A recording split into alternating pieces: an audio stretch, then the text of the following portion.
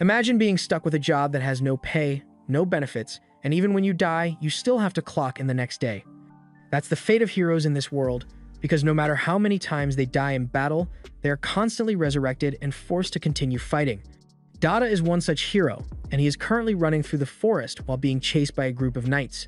The knights are chasing him because just stole a coffin from them, but there's also happens to be a group of demon fairies in the area, and the fairies are much scarier than the knights are. While the knights are being turned into monster food, Dada tries to make his escape, but he's got short, stubby legs, so he doesn't make it far before one of the fairies catches up and knocks him to the ground.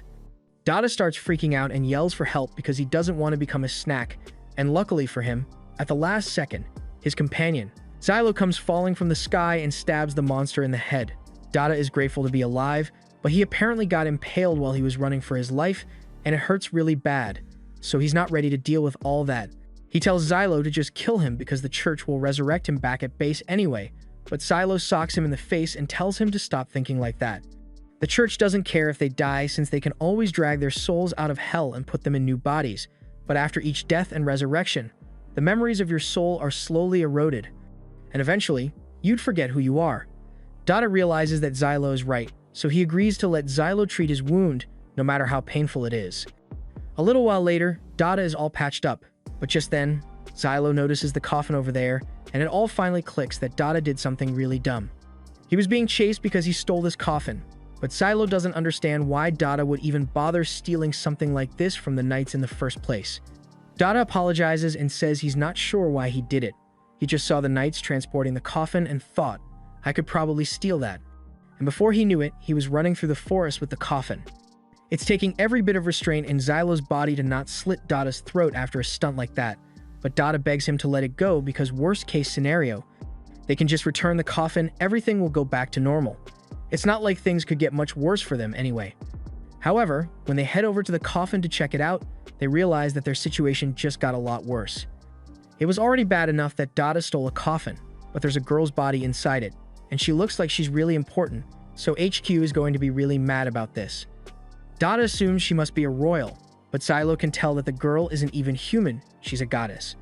Dada doesn't believe him at first since he recalls that goddesses were weapons created to defeat demon lords, and they always looked like giant lumps of iron, not little girls, but Xylo is certain that this girl is one of them. Just then, the two hear the sounds of a horn nearby, so they go to check it out, but Xylo tells Dada to leave the goddess behind. The sound came from a group of knights in the valley close by, and they are absolutely getting massacred out there. And the whole time, Xylo's watching while thinking, damn, that's crazy. Couldn't be me though. The knights were careless during their advance, which is why they fell for a fairy ambush so easily. But even if it's their own fault, Xylo can't just watch while they die. Personally, he doesn't care about the knights, but there are a few of them still alive down there. And his official mission this time was to ensure that at least half of the royal knights in the area survive, so saving these guys would help him reach his quota. However, just as he's about to jump down, he and Dada hear a voice from behind them. It's the goddess girl from the coffin, and she seems to be alive and well, but seeing her just makes Xylo really annoyed. She overheard what he said about saving the knights, and she thinks it's a good goal, so she offers to use her power to guarantee his victory. But in exchange, he will have to pay a high price. She wants him to call her a good girl and pat her head after she's done. Apparently, goddesses are designed with an overwhelming desire for affection and recognition, probably as a means to control them, but Teorita doesn't seem to care and says her purpose is to assist her chosen master in any way she can, and that means she is willing to sacrifice her life to help Xylo if necessary. But that lack of self-worth is part of the reason he hates goddesses so much.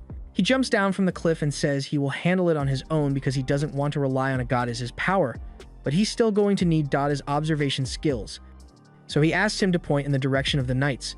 Dada really doesn't want to get involved, but he's got quotas to meet, so he has no choice but to comply. As Xylo is sliding down the cliff towards the knights, he suddenly realizes that Teorita is right behind him, and he asks why she's here. She says it's obvious that she wanted to protect her knight, but he says he doesn't need her help, and as soon as he spots a fairy, he imbues a dagger with light and heat magic before throwing it and causing a massive explosion, while Kivia is just doing her best to keep up. By the end of the battle, all the monsters have been dealt with, but while the knights were initially grateful for the help, once they realize that he's one of the condemned heroes, their attitude completely changes. They think it's a disgrace that they were saved by someone like Xylo, and one of them even points a sword at him, which seems pretty dumb since they all know Xylo is the strongest person here. Just then, Xylo receives word that the main Holy Knight unit has decided to make a final stand near the river to hold off the advancing demons, which in theory sounds like it makes sense. But if you hadn't already noticed, most knights are completely useless against the demons, so there's no way they would be able to hold off an entire army of monsters. It's practically a death sentence, and normally Xylo wouldn't care about what happens to a bunch of stuck-up knights, but if too many of them die all at once, then the current hero's squad will be deemed a failure, and he will be tortured the next time he's resurrected. He can't let that happen, so he prepares to go save the main unit before they are completely wiped out. Meanwhile, on the front lines, the squad led by Commander Kivia has just encountered the demon army, so they prepare their lightning spears, and to their credit, they do manage to take out the first few waves of monsters, but there are still a lot of them left, so sooner or later, they are going to be overrun. Fortunately, Xylo arrived just in time to save them. Well, actually, a bunch of knights have already died, so I wouldn't say it's just in time, but at least he's here. And he's much more skilled than any of these scrubs, so he is easily able to handle the current wave of monsters, and the knights are all left speechless by the incredible display of power. Commander Kivia approaches Xylo, and while she is grateful for his help, she is also quite suspicious of the fact that an unknown warrior just appeared on the battlefield out of nowhere. Just then, Rita catches up to Xylo, and she's upset that he tried to ditch her again. Kivia recognizes Rita as the goddess that was meant to be transported to the Gultual, and now she's even more suspicious of Xylo because she thinks he must have attacked the escort group to steal Rita. Xylo explains that the knights who were escorting Rita are probably dead, but that it wasn't his fault, and besides, he has no interest in forming a covenant with a goddess. Kivia is still really confused and demands a proper explanation, but as much as Xylo would love to fill her in on all the details, they don't have time for that since the Demon Lord is closing in. As the Demon Lord advances, the forest around it becomes corrupted with demon blight, turning the wildlife into monsters, and seeing so many demons approach all at once is unbelievably terrifying for the troops.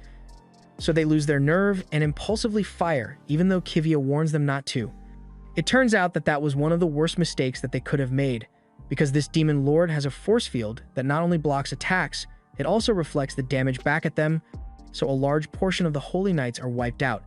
With the demons still advancing, Xylo tells Kivia that this battle is a lost cause, so they should all retreat while they still have the chance. However, even though Kivia knows he's right, she still refuses to retreat. Xylo tells her that she'll die if she stays here, and the only reason he came was because he has orders to support their retreat. As soon as Kivia hears him say that, she realizes that he must be one of the heroes who was sent from headquarters, so she tells him that as the commander on site, she has final say on what the troop does, and for the sake of their honor, they will sacrifice their lives on the battlefield today. However, Xylo couldn't care less about Kivia's stupid honor because he can't stand people who willingly throw their lives away like this. But just as he and Kivia were in the middle of arguing, the Demon Lord suddenly begins its attack. Dozens of egg sacs rain down on the shore, and in an instant, the entire troop is overwhelmed by monsters. Xylo does his best to keep them at bay, but he's running out of daggers to throw, and the situation isn't getting any better. All of a sudden, a few of the monsters make their way over to the lightning cannons and end up causing a massive explosion on the battlefield that knocks Xylo out. By the time Xylo regains consciousness, the only thing he sees is Rita lying on the ground across from him, and she is pleading with him to use her power because it's the only way to save the people here from dying horrible deaths. Xylo knows she's right, but he swore to himself that he would never use the power of a goddess again, so instead, he starts calling out to Kivia and yells for her to form a covenant with Rita in his place. However, a moment later, he sees Kivia's bloody chest plate rolling across the ground, and in all likelihood, she's a puddle of mush on the battlefield by now, so it looks like he has no choice now. He tells Rita he's willing to form the contract, and she's glad to hear it, so she's about to start explaining the process to him, but he says he already knows how it's done. He makes a cut on the back of his hand and presents it to Rita as an offering, and as soon as she kisses his blood, he feels the connection between himself and Rita form. Now that the pact has been formed, Xylo is able to draw out Rita's power, so she asks him what he'd like to do first.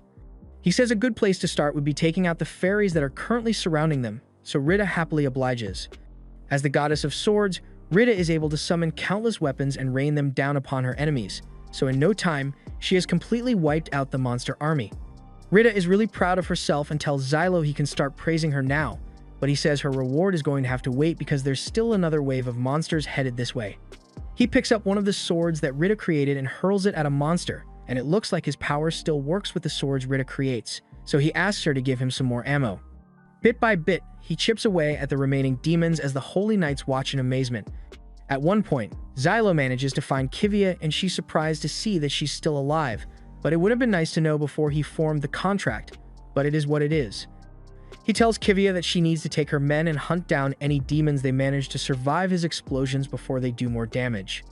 Kivia is offended that a condemned hero would dare to give her orders, but Xylo reminds her that this is a matter of life or death, so she needs to put her pride aside and do what's necessary to survive. He may be a condemned hero, but he has no intention of dying here, and he doesn't want to see anyone else die here either, which is why he's going to take out the Demon Lord before that happens. He lifts Rita onto his shoulders and prepares to charge at the Demon Lord. She asks if he wants her to use her powers now, but he says they need to get a little closer first, so for now, she should just focus on giving him swords to throw. Once they finally get close enough, he asks Rita to create a giant sword for him to use, and as he launches it into the body of the Demon Lord, it results in a massive explosion that carves a hole through its body. Unfortunately, this wasn't enough to kill it outright, so the Demon Lord sprouts several tendrils and attacks them, forcing Xylo to defend Rita with his body. By the time Xylo wakes up, he finds Rita standing over his body, and Dada is here too since he finally got back from whatever the hell he was doing while Xylo was risking his life. At first, Xylo was mad, but then he noticed that Dada stole something again. Dada tries to defend himself and says it was just lying around near base camp, so he thought he might as well take it, and for once, Dada's grubby thieving fingers actually paid off. This thing is a scorched earth seal, essentially a really powerful bomb, and Xylo just thought of a plan to use it to take out the Demon Lord for good. He sets it on a timer and jumps into the air before kicking the bomb straight into the Demon Lord's wound, and before it goes off, he grabs Rita and Dada and gets out of the blast radius as fast as possible. The bomb eventually goes off, and the Demon Lord's body is completely destroyed, so the battle is finally over, and Rita says she wants to be praised for doing a good job. But as he's about to pat her on the head, he suddenly has flashbacks to a previous goddess he had a contract with, and he can't bring himself to do it. Just then, Kivia shows up, and even though Xylo basically saved everyone here, she points her sword at him and says he will be punished for acting on his own and forming a covenant with the goddess Rita without permission. Rita tries to vouch for Xylo and tells Kivia that he is the most worthy knight she could ever ask for. But Kivia tells her she's only saying that because she doesn't know the crime that Xylo committed that got him sentenced to be a hero. Rita asks what the crime was since she's sure it couldn't have been that bad, but then Kivia explains that Xylo used to be a holy knight, and he was charged after killing the goddess he had previously formed a covenant with, and Rita is shocked to hear this. At least, that's the official story that was announced, but in reality, what happened was much different. On the day of Xylo's sentencing, he was brought before the court where the Inquisitor tells him he has been accused of killing his goddess, Senerva. Xylo tries to explain that he had received an order to go into battle with her, but the promised reinforcements never arrived, and Senerva was forced to use up all of her energy. When a goddess uses up all her energy, they become vulnerable and susceptible to demon blight, so he chose to put Senerva out of her misery before she could become corrupted. This was a completely valid reason, but the Inquisitor accused him of spouting blasphemy against the goddesses and ordered the guards to stop him from saying another word. Xylo desperately tried to explain that if a goddess becomes corrupted, it could give birth to a demon possessing goddess powers, and that would lead to the demise of humanity. But as he looks up, that's when he realized the Inquisitor doesn't care about the truth at all, and this whole thing had been a setup from the very beginning. He doesn't know who orchestrated it, or where they are, but he swore then and there that no matter how many lifetimes it may take, he will make them pay. This was the end of episode 1. Subscribe to not miss the next part.